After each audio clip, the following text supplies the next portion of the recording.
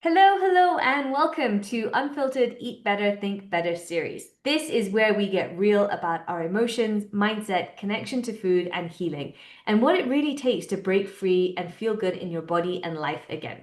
I'm your host, Prina Shah, and in this series, I sit down with everyday people who face challenges with their health, body, their mind, their confidence, or long held beliefs that have held them back, and powerful ways to rise and grow through it all.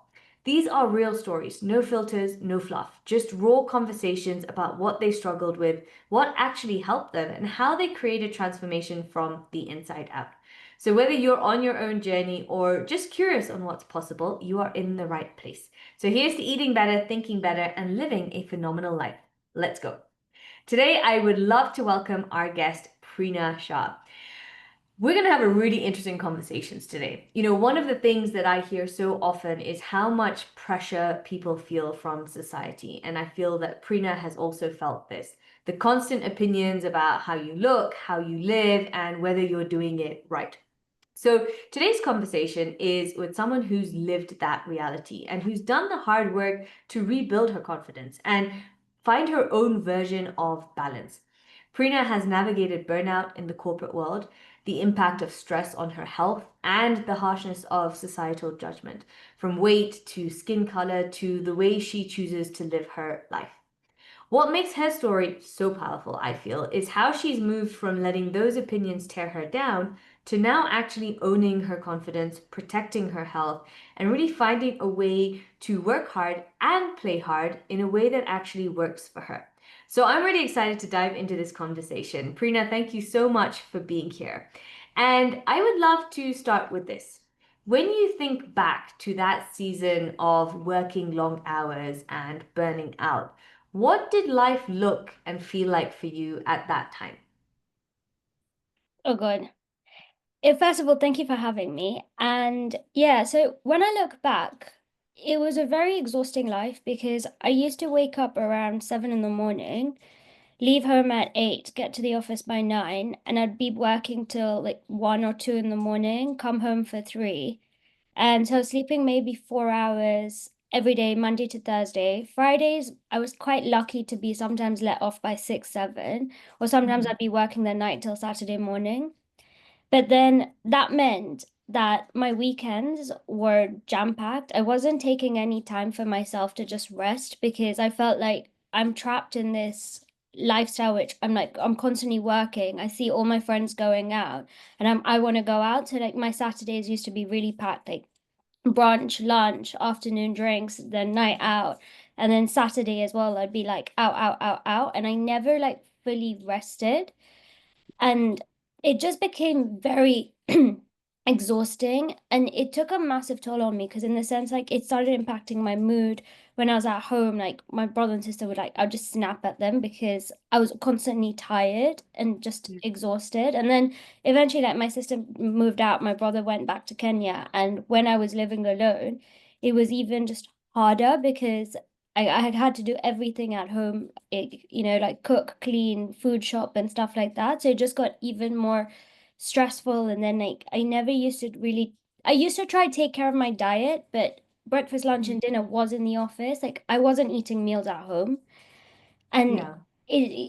like the whole way, I think I just felt really crap mentally, emotionally, and physically as well because I wouldn't get time to exercise. And I love my gym and stuff, but I just couldn't go. So yeah, I think it was a very exhausting lifestyle. Yeah, yeah, it sounds like it. I mean, just when you're saying it, I'm like, oh, I remember that time and that feeling as well of whether you wake up or whether you go to sleep, you're just feeling tired all the time. Yeah, And you're a walking zombie essentially. exactly. And that's not really a way to enjoy life. But there's so many of us who've actually lived that experience and thought it was normal as well. Right? Exactly. And I'm sure you've had people around you who are just like, well, no, this is just the way life works. This is what it's meant to be. It's full on, it's hectic, and we're just tired. But that's it, Yeah. right? And for you, how did it feel when, on top of all this that you were doing, all the hard work that you were doing, actually, I'm going to rewind a little bit. What got you into the job that you were in? Was it out of choice? Was it out of, yeah, how did you get placed? Honestly, it was just like, in university when you're applying for jobs, like you just try and apply for everything. I didn't want to do audit because I knew how boring that was. And M&A sounded quite fun and interesting. But I think I kind of based it off watching TV shows and movies and things like that. I just underestimated the hours. But yeah, and then like once I got the job, I was like, "Oh, I'm not applying for anything else." So I just kind of stayed there. Ah, It okay, was kind of fine. Yeah. out of pure laziness, and also I was just like, once you're in the finance world, it's fine. You can navigate your way around. Like, but I didn't really have like any passion to go for it. I needed a job, and that's why I went there. Yeah. Yeah, yeah. And I think this is going to tie into our conversation that we have around societal judgment as well, is that so often, it's that whole system. You go to school, you go to university, just get a job. Doesn't matter whether you love it, it's your passion, it's your purpose, just get a job. We need a Yeah, job. exactly. Um, Yeah, and then we all know from that follows, okay, you've got a job, now find a partner, now get married, have children, blah, blah, yeah, blah. The exactly. story, the story continues from there. But I also find it really interesting when you say movies. This is literally the way I became a lawyer. I'm Was to the pretty sure was movies. due to Legally Blonde. And I was like, oh, this looks like fun. Look how easy it is. And then after that, watching Suits and being like, oh, that looks so cool. That's so A fun. suit. It looks like so much fun, but they don't show the exhaustion or the stress or everything else, the pressure that comes around it. Yeah. And as you were doing this, you had mentioned at some point as well when we were chatting earlier, is that stress started showing up in your body and your health as well. Can you share what that experience was like for you? What started showing up for you? So I used to get a lot of anxiety before, but that was more not, it wasn't really work related. It was just more things that were happening in my personal life. And then obviously right now I'm already not sleeping. But what used to happen was that even if I went to bed at 12, let's say, I found this out recently, but it's just that when you go to bed and if you are get like very anxious as a person, what happens is that you sleep and your body calms down and it's not used to being relaxed. And so it will wake you up between a span of I think it's 1 a.m. and 3 a.m. or 2 a.m. and 4 a.m., something like that. And you'd wake up really anxious.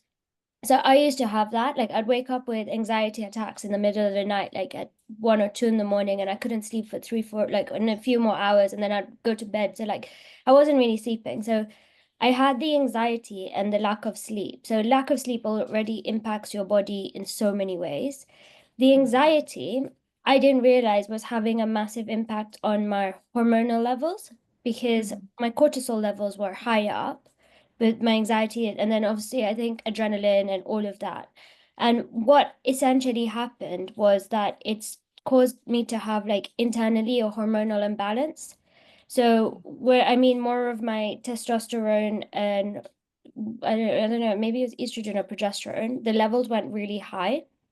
Mhm. And so, with all of that, basically, that's the impact it started having on my body. And then, because my hormones were really high, no matter how healthy I ate, or even if I exercised, I was putting on weight and I couldn't control the amount of weight I'd put on. So, if I ate like a normal person, so like if I went out for dinner with my friends and let's say I had a pizza and someone else had a pizza, that the other person would be fine.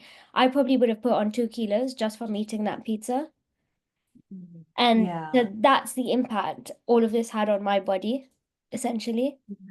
Yeah, and I think that's a really important point to highlight here is that so often we think it's just food, it's just diet, that's the thing, right? And then when you put on weight, everyone's like, okay, we'll go on a diet. Sometimes there's a lot more factors at play here, Yeah, and stress is one of those really, really big ones. Stress has, like you said, an impact on your hormones, which then has an impact on how your body is holding on to weight or releasing weight. exactly. And pizza for pizza, like to like, is going to be very different for you. Yeah. So, how did you find that out, or what made you then check all of that hormonal status?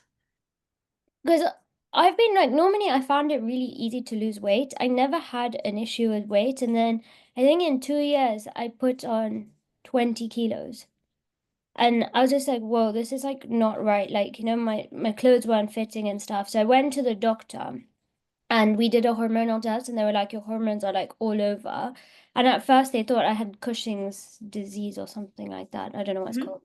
It's the one with high cortisol. And then like we were doing loads of tests, and thank God my work paid for private. So that's how I was like, I'm gonna milk it as much as I can right now.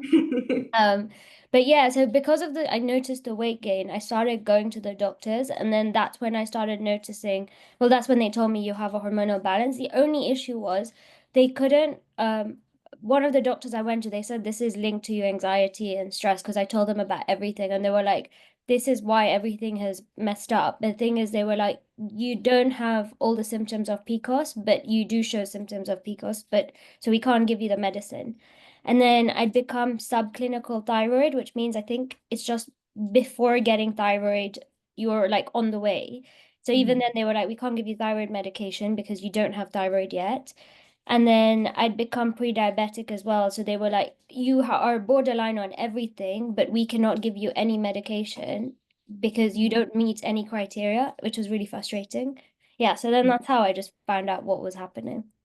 Yeah, yeah. I mean, it's definitely frustrating at the time, but I'm gonna maybe say something here that could be controversial, but I reckon it's probably a blessing as well that at that time you weren't just put straight onto medication. Just because, your body Yeah. has the ability to heal, the body has the ability to come back to its sort of normal status, especially when you know what's going on. For example, when it's the anxiety. This is what I tell all my clients is that if we can get to the root cause of what's going on and what's happening, you can slowly start to peel all the layers and start to come back into balance. And let's talk a little bit about that actually on how did you address this then? Did you address the stress? Did you address the anxiety? Did you address the hormonals? Or where did you kind of first start your healing journey? So with the anxiety, because the anxiety was getting really bad, I actually started off firstly going to therapy. And I used to do CBT therapy and stuff like that. And it did help. It's just still my anxiety hadn't gone away. And then I'd finished a really bad project. I remember this, like I was working like an idiot for 7 days a week, like for 3 months. I wasn't literally not living a life. And it was like 16, 17-hour days every day for 7 days a week for 3 months constantly. Wow. And when I finally got off that, I was like, I cannot go on another project like this. And then I remember I went into the office and they were like, oh, there's a really bad project coming on.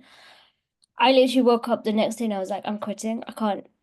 And I called my dad and I was like, I'm leaving. And he was like, okay, it's about time, good. And then I called my team, like the leaders, and I was like, oh, I just kind of want to pursue my own thing. So I'm gonna leave. And I left, and I think leaving the corporate world and starting my own business, but also what my business is, that's what really helped me deal with the stress and anxiety more because I actually took time to invest in learning about what causes it, why it happens, how do you deal with it, how do you deal with something in a sustainable manner that it's not a one-off thing. For example, like, so what I mean, like one off is like, sometimes you might have like an anxiety attack. And so you'll be like, let me go for it only helps for that brief moment in time. It doesn't help fully if that make like not for a long, like it's not a Yeah. long-term solution. Yeah. And Sorry, then it yeah. just broke off a little bit there. I think the Oh, internet went a bit wonky, but you said you were just explaining what that sort of one-off situation is like. yeah, so I just mean like, like if you have anxiety, some people I know go to for acupuncture because it releases stress and things. And that's a short-term solution. It does work, but it's not a long-term solution. And then that's where I kind of went on my journey to find out like what is something that's long-term that works, that's sustainable, and you can be yourself because on social media, like you'd see that a lot of people are like, oh, I don't go out, I don't do this, and like my life's gone better. And that's great for them. But for me, that's not me.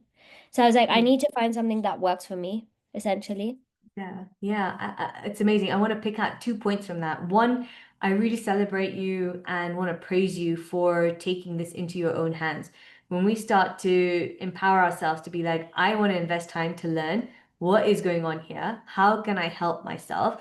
it's the most beautiful gift that you can give yourself, Yeah. right? Because only you know what you're experiencing and feeling in your body, and therefore only you're the one who can treat yourself the best. So I really just want to celebrate you for taking on that. Oh, thank you. And then the second one is, yeah, it's not one size fits all. There's so many different things that can work for different people, and you needed to find something that works for the kind of person you are and the lifestyle that you want to have. One thing that I always say is this word my. And I've heard you say it two times differently, right? You've said the anxiety when you were describing something, and then another time you were describing something and you say my anxiety. And one thing I always tell everyone is that if we want to disassociate from something, if we don't want to own something, let's start referring it to as the. So this is the anxiety, right? Or this is the stress, or this is the weight that I don't want to have. The moment we start saying my and we Mine. say this is my cup of coffee or my donut that I love or my anxiety, all of a sudden we're starting to embody it and we start to own it, in which case it makes it a lot harder to let go of or to move through or to process it. But I just thought it was really interesting because I heard you say the and I was going to be like, oh, you said the anxiety. I was going to tell you that. And then you said mine. I was like, it's an interesting relationship between the two. So I want to move on to how it felt when, on top of everything that you were going through, right? You were already experiencing this anxiety. You were then having this weight and body change that was taking place out of your control, right? You were like, I'm not doing anything differently. And yet these 20 kilos have come on. On top of everything you were experiencing, you come back to Kenya and then you have people pointing out that, oh, look at your weight, you've put on weight, or just making comments. How did it feel when that was happening to you? Honestly, it broke my confidence completely. Like I used to hate coming to Kenya just because, especially for weddings, because like I remember one of them, like I hadn't been to Kenya because of lockdown or whatnot for a while, and I'd already put on weight by then. And when I came and I landed, I went for the wedding function. Everyone was like, "Oh my God, like what are you eating out there? What's in the food and things?" And this is whilst I was still in the corporate world, right? And I just used to hate it. Like I used to hate posting on social media then or like taking pictures with people because I used to be that skinny person, which everyone in Kenya remembers me as. Like I was size 4, which honestly, when I look back, I'm like, that's really unhealthy. I don't want to go back to that. But I used to be a size 4, sometimes size 6, whatever. But I'd become a size 10. And everyone could see the difference, and people don't have a filter in Kenya, and everyone used to point it out. And it it used to literally break my confidence, and my friends completely saw it, but I'm really blessed because I have very good supportive friends and they'd be like, no, love yourself. Like, we love you. It's okay. Like, if I ever did manage one day, because they saw I was not posting, and I'm someone who posts on social media quite regularly. So then when I used to start posting, like if I've posted a story, which would take me an hour of contemplation, first of all, they would literally be my biggest cheerleaders and message me like, love it, you look amazing, like your body is great, you just remember that we love you and stuff. So yeah, my confidence was shattered, but then because I was obviously speaking to all these people, but then I was slightly lucky that I have very good friends. Good friends, yeah, yeah. And this is something I've always wondered about is where does this come from? Where did those other people learn to judge people, or maybe it's not even judge, but to make those comments? Because I get it. Like this used to happen to me after my first year of university. I put on 15 kilos. And so I came back home looking really different. And the first thing that people just do is comment on your weight. It's not how are you? How's university going? What are you learning? What's exciting? It's all like, oh my God, you look different. And I don't know if you've ever dug into that or thought about that, where did they get this idea that that's what we judge? I think because of what I do now, I actually fully understand it. Back in the day, I never did, and I used to get really angry, and I probably might have sometimes thrown really rude comments back. But now it's very and businesses and stuff like that. The one thing that I've learned is belief system. Mhm. Um, so all these people who are calling like you fat, me fat, or whoever else fat in Kenya, it's that in our society, there are generations that are it's in their heads, and the belief is that, to be successful in life, you should be thin. To be successful in life, you need to marry into the right family. you should have a certain skin color. I've never been told a skin color comment, but I know certain other people have been told skin color comments. Like, you should be fairer, you're prettier. If you're darker, you're not. Um, as a girl, you should behave like this. You shouldn't behave like this. And people have very strong beliefs, and this is where things go wrong. So they think it's okay to say, because in their head they think that I'm just helping you by calling you out on being fat, because they think, oh, you're not helping yourself, you don't know that. And mental health is also not a massive thing with the older generation. They don't care about people's feelings and things like that. You say something to them and they'll be like, you're disrespecting me, and I'm like, it's a two-way street, mate.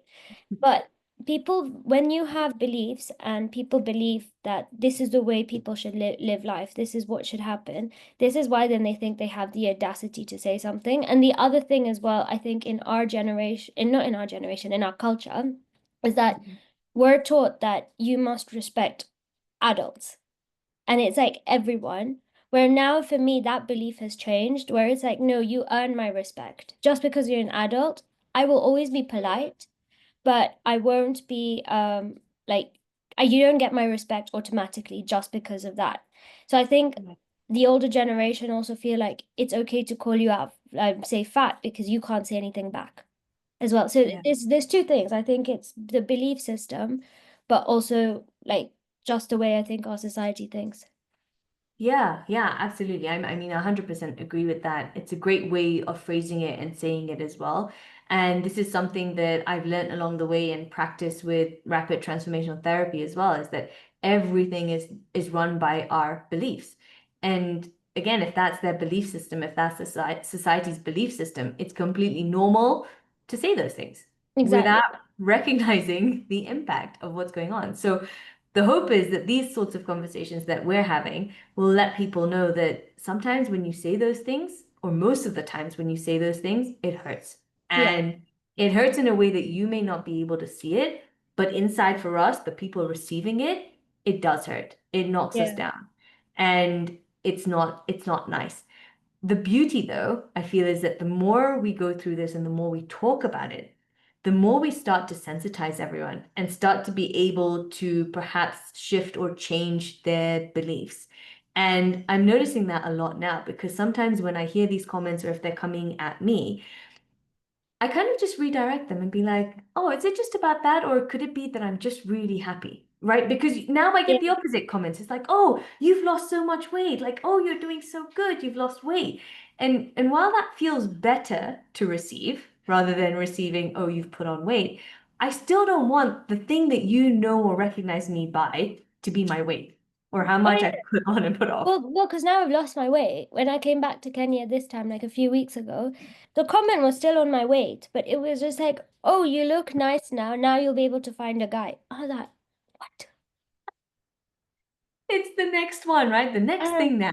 there's no pleasing people, but I think when you understand and like learn about beliefs, you stop getting angry at people when they say things like this, and it affects you less because you're like, you know what, it's their belief. Yeah, exactly.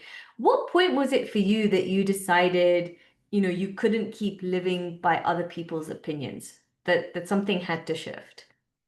It was so when I went on this whole journey about self-understanding and things, the first thing was that the first thing I learned was that everyone is unique. Because before I felt like I was trying to be someone else, like I was trying to be that girl that society wants. So I was always chasing after something that wasn't me, and I never was happy with that. But when I started understanding like actually how everyone is unique and why we are unique, you start accepting yourself and just embracing who you are as a person. Mm. So that was the first thing. And then the second thing was like, I've done a lot of investment into self-understanding and things like that. I noticed that one of the things for me is that I like people's opinions matter to me a lot. And then it was working on how to let go of actually caring about people's opinions. And Yeah. that was the shift for me, where when I took a step back and I was like, I care about what people think. How do I change that mindset now? Mm. That was, yeah, kind of where it all changed for me. Big change. When you say investment in self-understanding, could you share a bit more about this? Yeah. So I've done the last 2 years, I've been doing a master's in human behavior, for example. And that's more for my business. I've been doing a lot of it for my business, but I've obviously learned a lot about myself.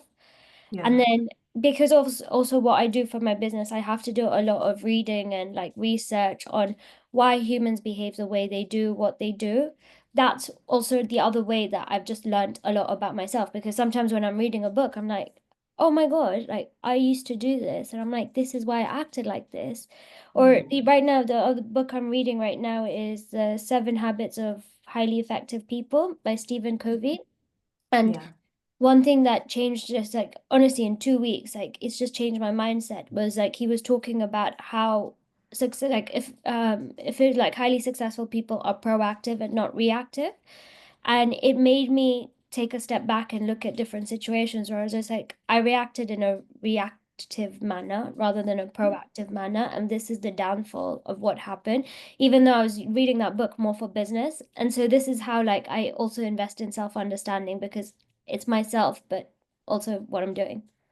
Yeah, yeah, that's so true. I mean, I think that resonates a lot. The only way I've learned so much is because I changed the way I was living, and then I got more curious and started to read more, Yeah, listen more, exactly. and Yeah, then yeah, you pick up a lot more. And I think the more you can start to do that, to learn more about yourself or pick up other tools or books that can help you learn more about yourself, you also start to appreciate that all these things that people are saying to you, it's not personal. it's It's not. really not directed at you. Yeah. And then it's okay. Then it doesn't have to feel as bad. Exactly. And I also think like the thing is that we've always been brought up being like, take care of your body, your body, your body, your body. We weren't brought up of take care of your mind as well.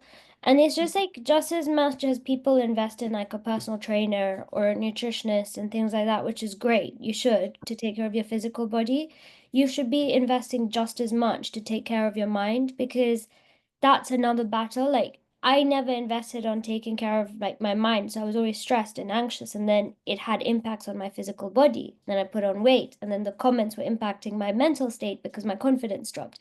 And so it's all intertwined, and I see it now as like I invest just as much as I do on my physical self, as much as I do on my mental self. And I think a lot of people need to start seeing it like that, that it's not a weakness. You're just strengthening yourself in not in a physical way, but mentally you are strengthening yourself. Yeah, yeah, absolutely. I love that. And that's the other stereotype or societal judgment that we must break. Yeah, Therapy is not bad. Therapy does not mean you're weak. It's really, like you're saying, you're getting a trainer for your mind. yeah, exactly. And I think and it's and that's great. People okay. should go to therapy, like go talk about how you're feeling Yeah, and I learn how to cope absolutely with love it. that. Yeah. Yeah, I think that's the more we start to talk about it and make it just totally normal and it's okay, the easier it will be for other people to accept. Because, I agree with you. I feel the people above us, our parents or aunts and uncles, they don't have that sort of emotional openness that we do around feeling. And I've heard this comment so many times is that they'll just say, oh, you're so sensitive. You're just being Oh so my God, yeah. emotional. And it's like, no, I'm not being too emotional. I'm not being too sensitive. Is it possible that maybe you are just closing your door and not opening yourself to feeling? And it works both ways, right? Because I find the way that we can experience real, true happiness is because we can experience emotion and experience feeling. And at the same time, it means we can experience sadness and anger for what it needs to be. But it goes hand in hand, like you said, it's all intertwined. So sometimes I wonder, are you able to experience this true joy and happiness and accept that emotion if you're unable to accept all the other emotions as well? Yeah, I think that's a really valid point. But I also think that it's just that mental health, like when we talk about it in Kenya, I think again this goes to mindset and belief and stuff. Like our parents were not brought up to express how they feel and things, you know. Yeah. They were told, okay, by the age of 25 they should be married and then you have kids and then like you live with your in-laws and like whatever there is, you have to deal with it, right? And women are very dependent, for example, on their husbands financially and every way because they were told that you get married so someone takes care of you and you have to take care of the family. Like that was the condition that they were brought up as. But for us, it's so different because now it's like take care of yourself because no one else is going to take care of you. Yeah. Like, and I think that's why, like, when it comes to the older generation and trying to get them to say, like, acknowledge your feelings and things, it's very hard for them because, again, goes back to their beliefs, but it's just the way that they've been brought up and conditioned, I guess, as well. And it's a lot of hard work to untrain what you've been like taught to believe and things like that, because it's a lot of work. Like, let's say if you're like 70 years old, that's like 70 years of your life you've constantly thought like this. And a lot of people, unfortunately, are not like highly educated, like, and that's where the openness comes in. Do you get what I mean? So like there's so many factors, I think, for the older generation why mental health is just much harder for them to accept. But Yeah. it's like slowly, hopefully, like people have conversations and you talk about it. And like, if you have to have a conversation 10 times, you just need to do it, because the only way to change people's belief is through education. Shouting at people, getting angry at people, that's not going to help. Telling people that they're wrong as well doesn't help, because they believe what they think is right. But then if you explain it in a different way, they're more likely to understand it and be more open.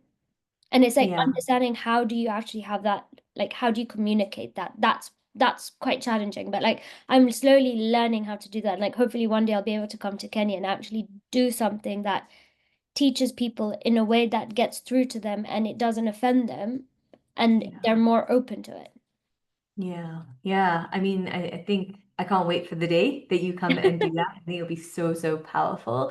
I've also found one of the best ways is just leading by example. The more you lead, the more you work on yourself, the more we also work on our own mental health and then show how it's significantly improving our lives and how we show up with our family and our friends, because you must be in a very different position now that you're not so snappy, that you're not, just reacting to people. But they also see that difference as well. They're like, oh, wow, look at that. Janie is, she's just happy. She's not grumpy. I used to be Mm, known for being really, really grumpy. And now I'm not that person. But, this didn't happen overnight. It's because I did work on myself. I did go to therapy. I did start eating better. I did start moving. I did start sleeping.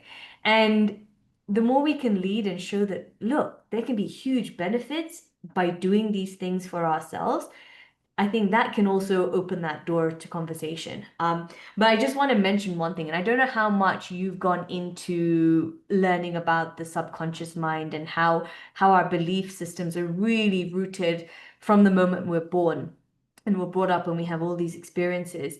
And it's our subconscious that holds a lot, if not every single belief that kind of runs our life today. And that's why I find when we can work with our subconscious mind to understand what is the belief that I have here that's not letting me operate, whether it's with anxiety or whether it's with stress, whether it's with weight or food, whatever the case may be, when we can really start to go back and be like, where is this belief coming from? What is this belief? And does this still need to be the belief that runs my life right now? Or can I shift that belief? Right. So, for yeah, example, when you talk about your confidence, it was being battered by people saying things to you, making comments at you. But now you've rebuilt your confidence. So it's no longer dependent on other people's opinions. yeah. One way of doing that, right, is working with the subconscious, which is what I do. But what helped you rebuild your confidence so that it's no longer dependent on other people's opinions? So I think it was more of that question where I remember one of my friends literally had a go at me, and she literally was just like, do you not respect yourself? Do you have no self-worth? And it made me stop. So I'll go more into detail about this because I think a lot of people in Kenya might relate to this.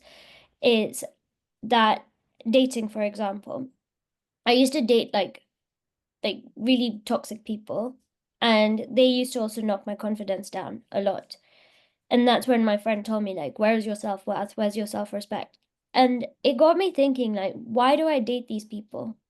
What is so rooted in me that I'm dating people? And then like that's when, like, this is where you were asking about beliefs and the subconscious and things like that. I went back and I was just like, oh, I actually date people because my belief is that I should be getting married and I should be having kids and I should, like, I want something. In the same way like our parents have grown up, where theirs was like get married, get kids and this. that's also been instilled in us. Whereas like I thought that was the way of life. And I thought that happiness comes from a man. For example, like I can't be happy without. I never thought like, oh, you can be happy on your own. And that's when I started like looking. I was like, but why do I think this? What is this? And I started researching it. And I had to untrain the way I felt because, before, like when I used to see on Instagram or social media, whatever, like, this person's engaged, this person's a relationship. I used to be like, oh my God, I want someone. Like, I really want someone. I'm sad. Or like, all my friends are in relationships. And sometimes I used to get really sour. Like, we'd go for dinner and it's like three couples and me. And I used to like come home and I'm like, I felt like crap. And I was like, but why do I do this?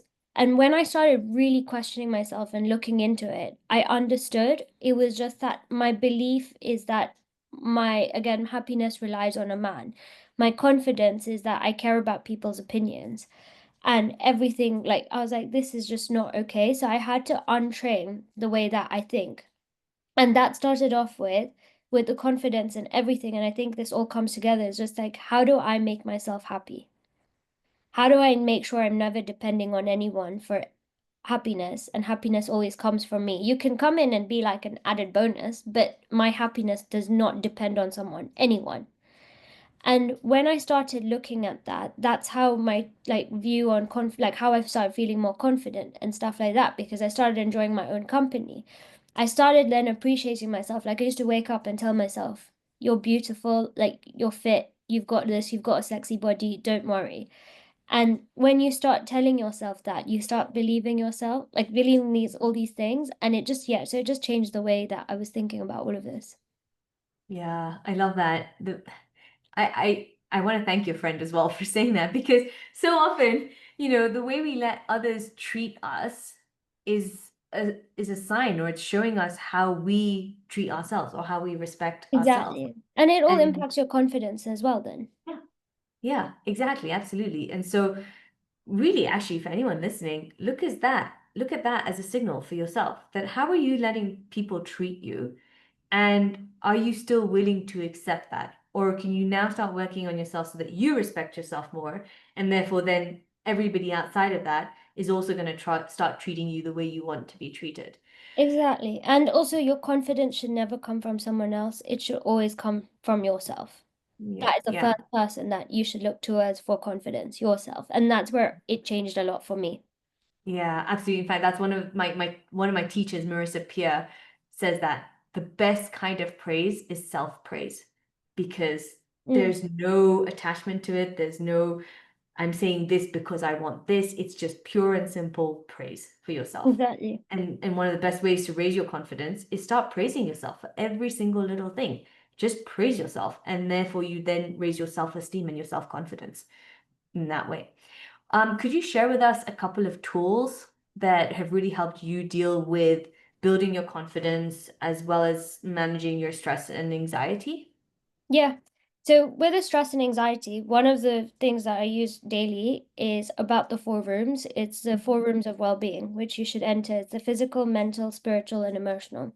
There's like an ancient Indian proverb that says that everyone's a house like four rooms, and if you don't enter all four rooms, even to just keep it aired for a moment, you won't be a complete person. And so in these four rooms, it makes you look at your body in a holistic way, like yourself in a holistic way. You're looking at your physical self, like are you taking care of your exercise, nutrition, all of this. Mental way, are you stimulating your mind, questioning, being creative, getting like your left and right side of your brain moving. Then emotional is like doing things that you love, like spending time with your loved ones, pets, babies, dogs, whereas and whatever it is, like friends as well, journaling and things like that. And then spiritual is not just like meditation. It's more about doing something that makes you feel really present and in the moment. Like, are you doing anything that does do the when you do those things? And you kind of bring yourself into a lot of balance. So that helps me manage a lot of my stress and anxiety. The second tool I use is that when things get like overwhelming, and as a business owner, it's like 24/7, there's these things, it's a thing called by Stephen Covey again. It's the circle of concern, influence, and control. So I write down everything that's concerning me. And when I look at that, I'm like, okay, from here, what are things that I can influence? And I move that into the influence bucket. Then I look at actually what's in my full control. So I'll move things into whatever's in my full control. So you've got now things in your concern, influence, and control. This shifts your perspective to make you look at things that are in your control and influence, and you start accepting, okay, whatever's in my concern, I can't control it, can't focus on it. There's no point of dealing with it. So, like, let's focus on the things that are actually in my influence and control. And when you shift your like thinking there, I think that's when like because your focus is on that, you don't really bother with the rest, and it helps with your anxiety essentially or your stress. So that's like two tools I highly recommend for stress and anxiety. For confidence, the first thing is knowledge. When you're not feeling confident, it's because you are uncertain about something, right? It's, for example, if you're like, weight, what you've put on weight, do you understand why you're putting on weight? What are you doing? Are you researching out there to do like little shifts? Like, are you tracking, like Monday, I ate this exactly. This is the exercise I did. How did I feel the next day? Did my body feel good? That's a really important thing to have. So knowledge, I think, can be applied anywhere when it comes to confidence. The second bit is like once you've got that knowledge, it's building it into a skill. When you slowly start doing that, your confidence builds up. And I think, and then also understanding your attitude type, like if you have quite a negative attitude type, some people have a natural negative attitude. Some people have an indifferent, which is more like they're not positive or negative, they're just there. And some people have a really positive mentality.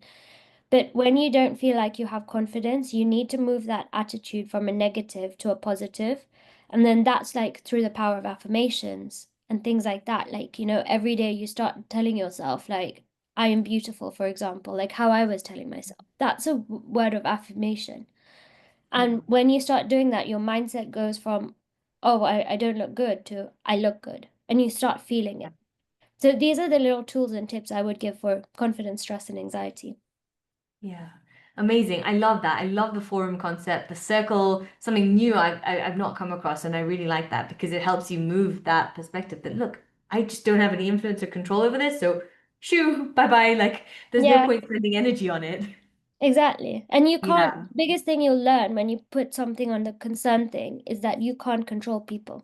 You can't control what people say, what they think, what they feel. You can't control that. And when you focus on other things like, oh, I could have worked on my communication, so I'm going to do that better. So next time there's a better outcome, you stop worrying about all that noise. Yeah, yeah, it's so true. And I think this is one of the beautiful things about working with clients is when they finally click and they realize that it's not about anybody else, that you cannot control everybody else. The only person you can control is you. The only thoughts you can control are your own. And once you Exactly. start to be able to master that, life changes. It's incredible because you're your Exactly. own master now. Yeah. Yeah. Well, Prina, thank you so much. Your story is such a powerful reminder that, confidence really comes from you. It comes from within and not other people's validation. And that there are small, little things that we can be doing day in and day out to really overcome or manage the stress and anxiety. Because stress is going to be there in our day-to-day life, but the way we respond or how resilient we are to it is in our control. And I love the concepts that you've shared. So, thank you Yeah, so thank much for you so much this. for having me as well. Yeah. It's been And as great. we close, I want to ask you the same question that I ask every guest on this series, and that is if healing had a voice, what would it say to you right now? It would say, I'm proud of you. You've done really well, and life is going to be great. I love that. Thank you so much. Thank you so much, Prina. Yeah. And to everyone listening, if this conversation resonated with you, helped you, or made you feel seen, please hit subscribe so that you never miss an episode. And feel free to come join our free Facebook community, Eat Better, Think Better. It's where these sorts of conversations continue and where you'll find real people walking the same path. And if you're ready to go deeper on your own journey, whether it's healing your relationship with food, shifting your mindset, or breaking free from beliefs that are holding you back, you will find more support, resources, and ways to work with me at www.eatbetterthinkbetter.com. So until next time, here's to eating better, thinking better, and living a phenomenal life. Let's go.